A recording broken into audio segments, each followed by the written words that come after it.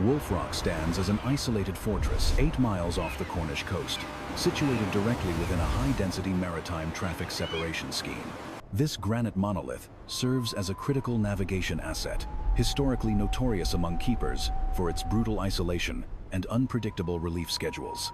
Modern logistics have mitigated the multi-month delays of the past, yet the Atlantic environment continues to dictate operational timelines and personnel extraction. Access to this offshore installation is exclusively maintained via helicopter operations, demanding precise aviation execution within a notoriously volatile maritime microclimate. Engineering history was achieved here when Wolf Rock became the premier lighthouse globally to integrate a functional helipad at its zenith.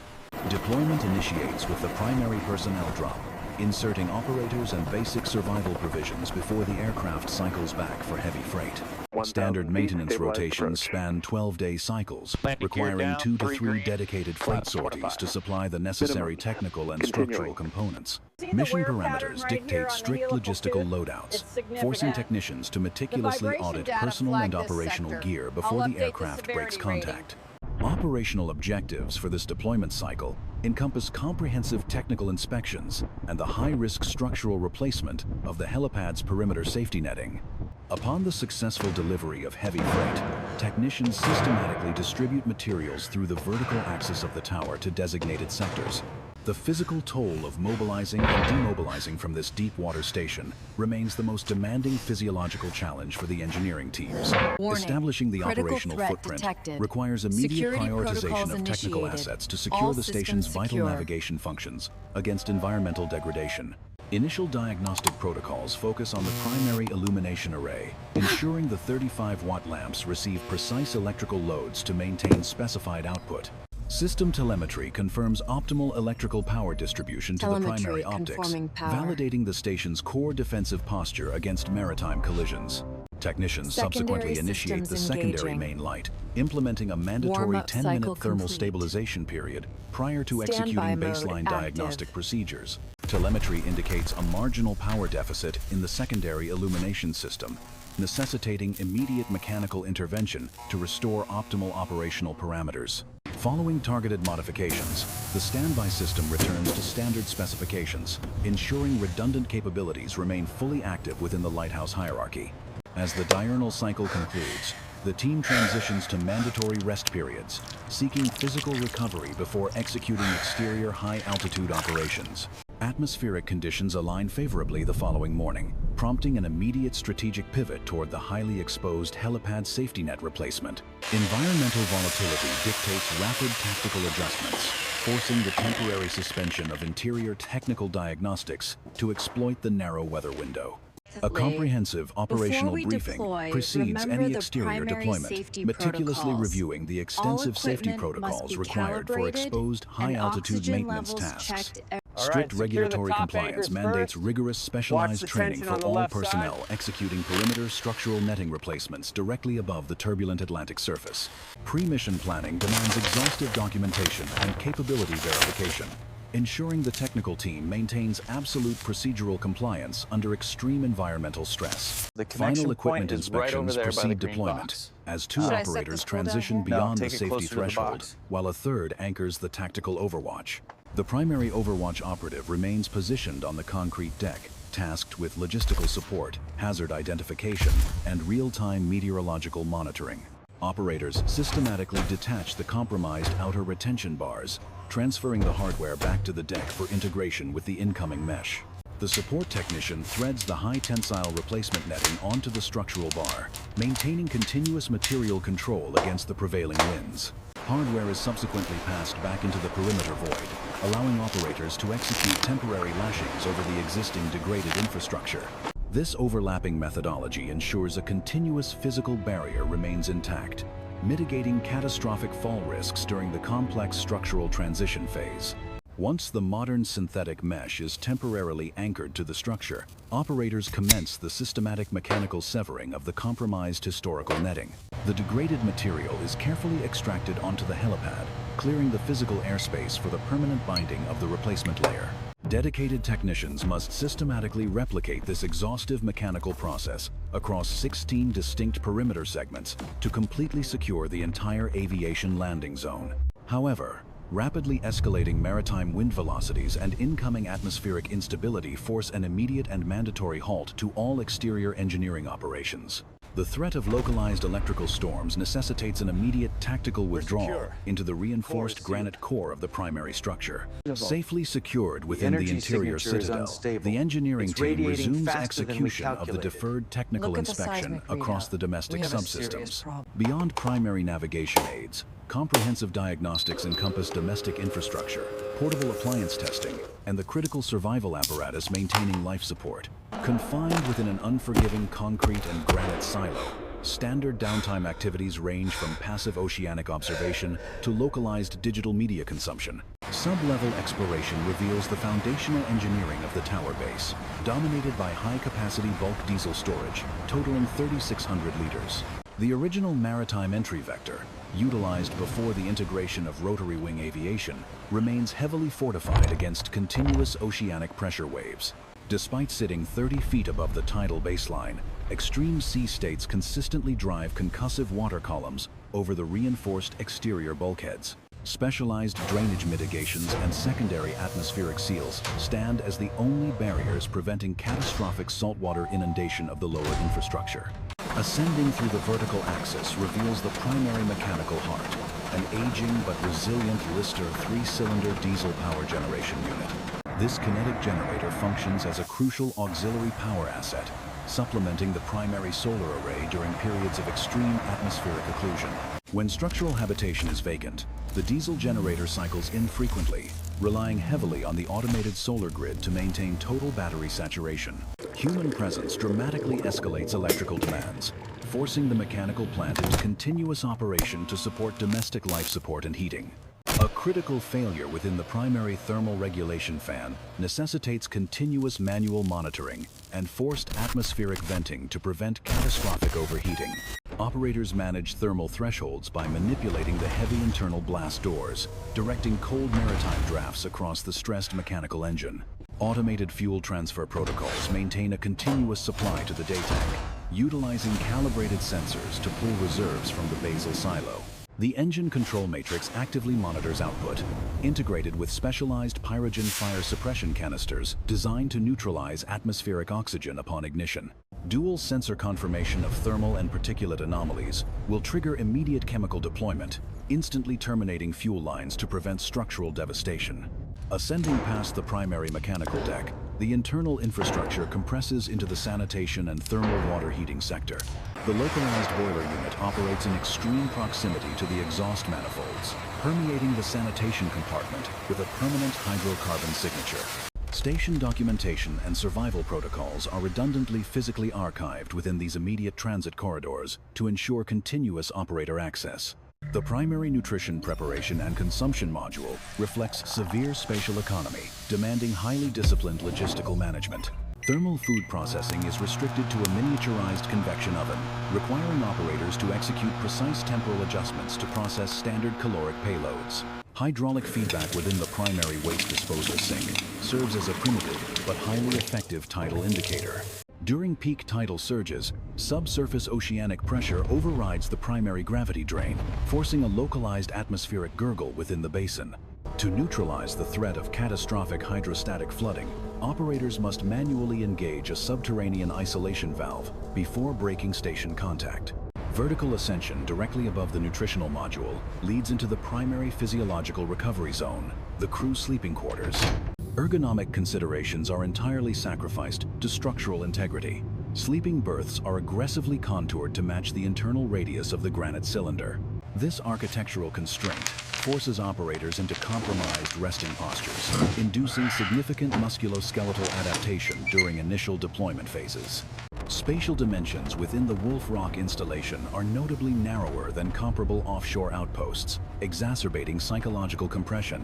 Standard deployment configurations utilize a 3-man operational element, leaving the severe constraints of the 4th-tier upper bunk vacant. The tertiary overhead berth provides insufficient vertical clearance for seated posture, strictly limiting its utility to horizontal immobilization. During extreme atmospheric disturbances, the confined sleeping module transforms into a high-decibel acoustic chamber. Severe maritime kinetic impacts generate massive shock waves that transmit directly through the primary granite column. Operators must endure continuous structural vibration, trusting the Victorian-era masonry engineering while secured within their isolation pods. Directly superior to the recovery zone lies the station's critical electrical storage matrix, the primary battery compartment. This level functions as the central energy repository, capturing input from the exterior photovoltaic array and the lower mechanical generation unit. Incoming variable voltage is intercepted by a specialized regulation cubicle before distribution to the deep cycle storage cells. Heavy-duty electrical safety infrastructure, including industrial fuse units, isolates the charging matrix from sudden systemic power surges. Supplementary battery chargers remain dormant until the subterranean TS3 diesel generator engages, converting mechanical rotation into critical AC current.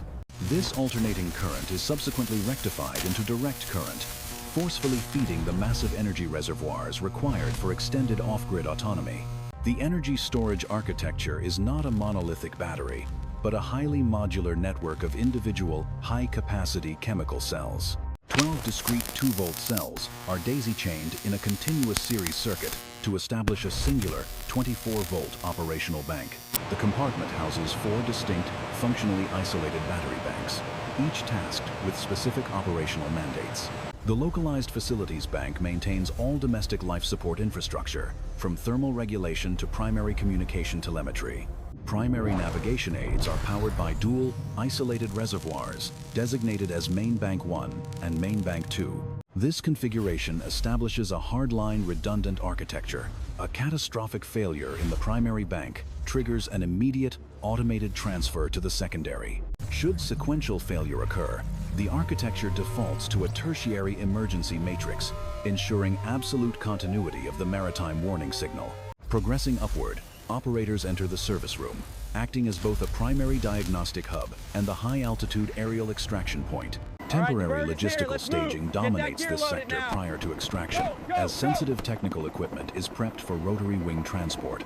This level houses the core electronic brain of the Lighthouse, the telemetry interface and primary navigation control rack. A localized diagnostic interface provides operators with a comprehensive digital dashboard, aggregating thousands of system data points into a unified structural status. Technicians can manually override automated protocols from the main navigation control panel, forcing specific illumination parameters for diagnostic analysis. Real-time optic rotation metrics and velocity parameters are continuously logged to predict impending mechanical bearing failures. Adjacent to the light controls sits the autonomous fog signal command module, managing the high-decibel acoustic warning system. To optimize energy conservation, the acoustic drive unit operates on a strict, automated cyclical power regimen. Every 17 minutes, the system initiates a 3-minute power sequence, energizing the exterior visibility detector head. If the exterior optical sensors confirm standard atmospheric clarity, the entire acoustic module terminates power for another cycle. However, if the sensor detects heavy particulate matter or atmospheric occlusion, it overrides the protocol and mandates continuous acoustic emission. Secondary diagnostic panels monitor granular battery health, tracking degradation cycles and micro-voltage drops across all storage modules. Heavy-duty isolation breakers mimic civilian consumer units, but are over-engineered to withstand extreme saline-induced corrosion and transient voltage spikes. Life-sustaining hydration is maintained within this level via massive, dual vertical water storage tanks, boasting a combined 1,250-liter capacity. Extracted rainwater or helicopter-delivered supplies are held in suspension before gravity feeding down the central structural axis. Before human consumption, all aqueous payloads pass through a high-intensity ultraviolet filtration matrix to neutralize biological contaminants. The service room transitions directly to the mezzanine deck, providing immediate access to the primary rotational optic and the enclosed lantern room. The station's optical heart is a massive, multi-tiered continuous rotation lens assembly, spinning relentlessly on a frictionless mechanized bed. Automation is governed by an exterior photoelectric sensor. Diminishing ambient photons increase internal electrical resistance, triggering the primary illumination relay. This automated photocell maintains the high-intensity light output continuously through the nocturnal cycle until morning solar radiation breaks the resistance threshold. Beyond primary optical mechanics, the elevated lantern gallery serves as a critical psychological relief sector, mitigating the severe spatial compression experienced within the lower installation. Operators utilize this high-altitude vantage point to conduct visual maritime overwatch, monitoring the high-density shipping lanes intersecting the adjacent traffic separation scheme. Transitioning through the reinforced pressure doors onto the exterior gallery exposes personnel directly to the unfiltered velocity of the Atlantic wind shear. Looking vertically downward from this perimeter walkway reveals the sheer drop to the historic granite boat landing, frequently submerged by extreme tidal surges. Mounted directly to the exterior ironwork, the primary atmospheric visibility detector operates continuously, firing infrared pulses into the surrounding maritime microclimate. This sophisticated sensor measures atmospheric backscatter, calculating the exact density of suspended water molecules to determine operational visibility thresholds. When particulate density severely limits optical range, the sensor autonomously transmits a hardline override to the secondary acoustic warning array. Securing the installation's off-grid autonomy, an extensive matrix of marine-grade photovoltaic panels encompasses the entire circumference of the exterior gallery. These specialized solar collectors are engineered to withstand continuous saline degradation and extreme kinetic impacts from localized weather anomalies. Energy harvested from ambient solar radiation is routed through heavy-duty, weather-sealed junction boxes bolted directly into the Victorian masonry. Ascending the final exterior structural tier places operators onto the mezzanine deck, the transitional zone directly beneath the modern aviation platform. This deck houses the primary pneumatic fog emitters, a cluster of high-decibel acoustic horns designed to penetrate dense atmospheric marine layers. During zero-visibility scenarios, these emitters project a low-frequency omnidirectional warning signature, physically vibrating the surrounding air mass to alert transiting supertankers. Positioned alongside the acoustic array sits the secondary emergency illumination beacon, a compact LED redundant system requiring minimal electrical load. The central structural dome of the mezzanine deck represents the original 1,869 architectural apex of the Lighthouse, constructed by engineer James Walker. This historic granite roof is frequently compromised by severe avian biological fouling, a highly corrosive guano accumulation requiring targeted chemical neutralization. Rising directly above this historical apex is the cantilevered steel and concrete superstructure of the modern aviation landing pad. Installed in 1972, this engineering modification transformed Wolf Rock into the premier lighthouse globally to integrate a functioning helipad at its zenith. The integration of this heavy platform radically altered the aerodynamic profile of the tower, generating complex cylindrical updrafts during high-velocity wind events. Access to the elevated flight deck is strictly controlled through a triangulated system of 3 heavily reinforced steel extraction hatches. Tactical selection of the primary entry hatch is entirely dictated by prevailing wind vectors and the incoming rotary wing aircraft's approach trajectory.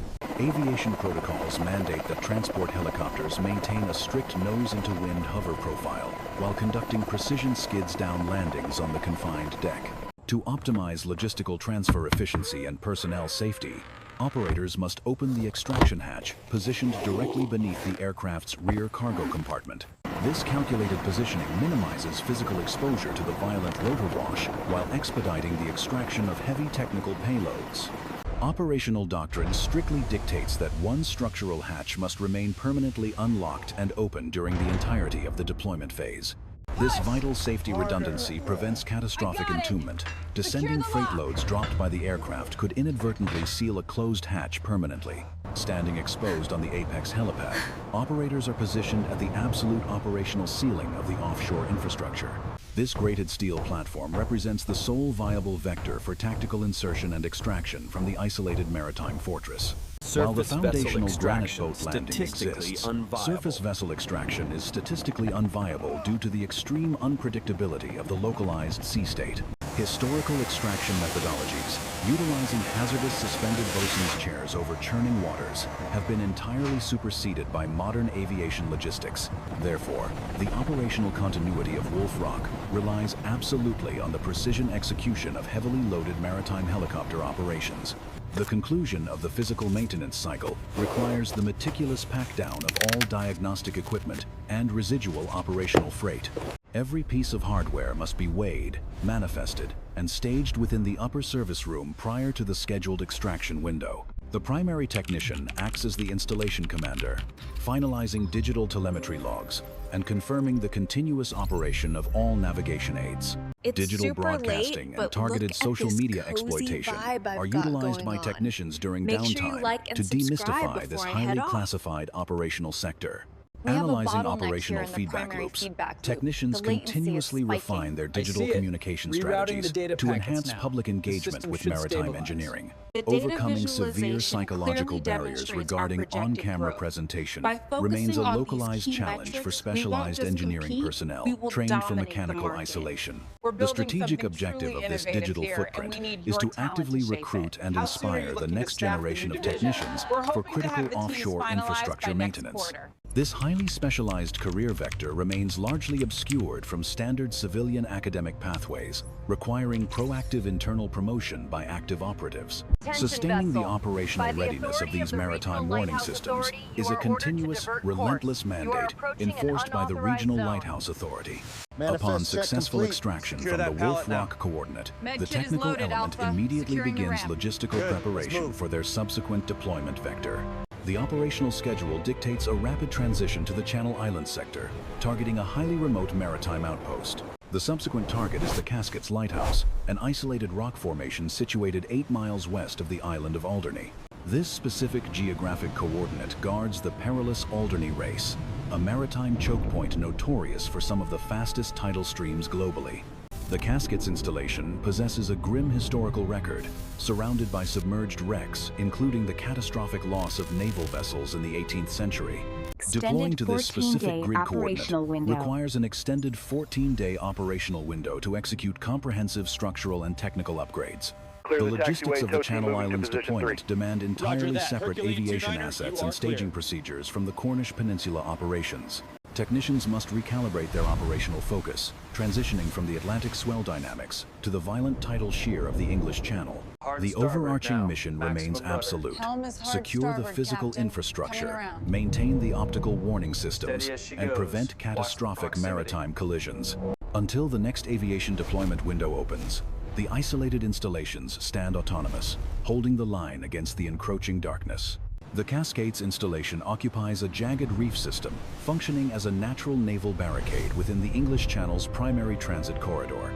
Situated precisely 13 kilometers northwest of Alderney, this unforgiving rock formation dictates the flow of global logistics entering Northern Europe.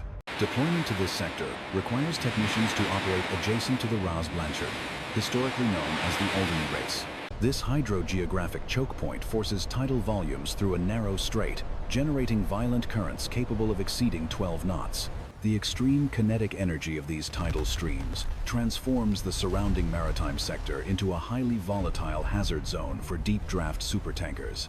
Historical maritime casualty rates in this sector necessitated unparalleled architectural countermeasures, resulting in the original 1724 triple tower configuration. This unique triad design was a deliberate optical strategy, engineered to definitively distinguish the Cascades signal from neighboring French maritime beacons. While two of the original structures have been reduced in height, the primary active tower remains the definitive warning beacon for the Channel Islands matrix. Engineering teams deployed to Casquets must navigate a severely restricted operational footprint, constrained by the dense clustering of historical and modern infrastructure. The facility transitioned to full autonomous operation in 1990, transferring daily survival burdens from permanent keepers to rotational technical strike teams. Maintaining this specific node requires the calibration of high-intensity optical arrays capable of penetrating the dense coastal marine layers rolling off the French peninsula. The English Channel represents one of the highest density maritime traffic separation schemes on the planet, heavily monitored by international naval authorities. A localized failure of the Cascades navigation aids would instantly compromise the algorithmic routing of thousands of commercial cargo vessels. The subsequent compounding logistical delays would trigger immediate economic shockwaves across European supply chains and maritime insurance markets. Therefore, the 2-week technical deployment is executed under strict military-style operational timelines, with zero tolerance for systemic downtime. Helipad infrastructure at Casquets differs fundamentally from Wolf Rock, requiring pilots to account for aggressive crosswinds generating off the triple tower architecture. Once inserted, the engineering element immediately initiates a full diagnostic sweep of the station's tertiary backup generators and battery storage matrices. Saltwater ingress remains the primary adversary. Microscopic saline particulates continuously assault the exposed circuitry of the automated telemetry systems. Technicians engage in relentless preventative maintenance, applying specialized anti-corrosive compounds to critical electrical junctions and structural anchor points. The domestic survival module at Cascades offers marginal spatial improvements over the Wolf Rock cylinder, yet isolation parameters remain absolute. Communication with mainland command relies entirely on encrypted satellite uplinks and redundant VHF radio arrays, vulnerable to atmospheric solar interference. The operational mandate requires the technical element to function as a self-contained unit, possessing the mechanical, electrical, and medical redundancies to survive unassisted. During peak storm cycles, the Alderney Race swell impacts the reef complex with concussive force, sending solid water columns over the lower helipad infrastructure. Structural integrity is verified through continuous acoustic monitoring, ensuring the underlying granite foundation has not fractured under the relentless oceanic bombardment. The primary optic assembly undergoes rigorous mechanical servicing, replacing friction bearings and calibrating the exact rotational RPM to match international maritime registries. The precise flash characteristic of the Cascades light, 5 flashes every 30 seconds, must be mathematically perfect to ensure immediate vessel identification. Subsurface power cables, vital for secondary sensor arrays, are visually inspected for marine biological fouling and abrasive tidal damage. Every automated subsystem, from the visibility detectors to the emergency fire suppression matrix, is triggered and validated in real time. The technical strike team acts as the central nervous system of the offshore grid, breathing temporary life into the dormant concrete citadel. Their 14-day occupation is a continuous battle against entropy, neutralizing mechanical degradation before it cascades into catastrophic failure. Operational downtime is severely limited, entirely consumed by strict physiological recovery protocols and the meticulous logging of diagnostic telemetry. The digital recruitment initiative continues from this new coordinate, broadcasting the stark realities of maritime infrastructure defense to a global network. Documenting the Cascades deployment provides crucial intelligence on the psychological endurance required to maintain isolated geopolitical assets. As the maintenance cycle approaches its conclusion, the team executes the final lockdown protocols, transitioning the station back to ghost ship status. Heavy blast doors are hermetically sealed, external vents are locked down, and the internal temperature is allowed to drop to ambient maritime levels. The final digital handshake is transmitted to the mainland control center, confirming the Cascades coordinate is fully armed and operationally autonomous. Extraction relies on a narrow meteorological window, demanding rapid mobilization of personnel and hardware to the exposed landing deck. The rotary wing asset materializes from the channel fog, executing a high-risk dynamic extraction before the localized weather cell collapses. Leaving the reef behind, the technicians look down upon the active optic, a brilliant flash of engineered defiance against the chaotic Atlantic frontier. These specialized operators belong to a highly classified pipeline, the unsung vanguard, securing the invisible borders of global commerce. Their operational theater is defined by extreme physical constraints, relentless mechanical logic, and the unforgiving calculus of maritime physics. Without their continuous intervention, the automated sentinels guarding the continental shelves would rapidly succumb to oceanic erasure. The power narrative of these offshore installations is not defined by historical romance, but by the cold, hard metrics of survival and navigational dominance. From the towering granite monolith of Wolf Rock to the jagged reef barricades of the Cascades, the mission parameters remain uniformly absolute. Maintain the signal, defend the infrastructure, ensure the continuous flow of the global maritime apparatus. As the extraction aircraft crosses the coastline, the operators immediately begin recalibrating for the next rotational cycle. The maritime environment offers no permanent victories, only temporary stays of execution granted by rigorous engineering and human endurance. The next coordinate on the strategic grid awaits its intervention, another isolated fortress demanding the presence of the technical strike team. The cycle of deployment, maintenance, and extraction is infinite, locked into the eternal struggle between human logistics and oceanic entropy. The offshore grid holds the line, fully operational, until the helicopters return.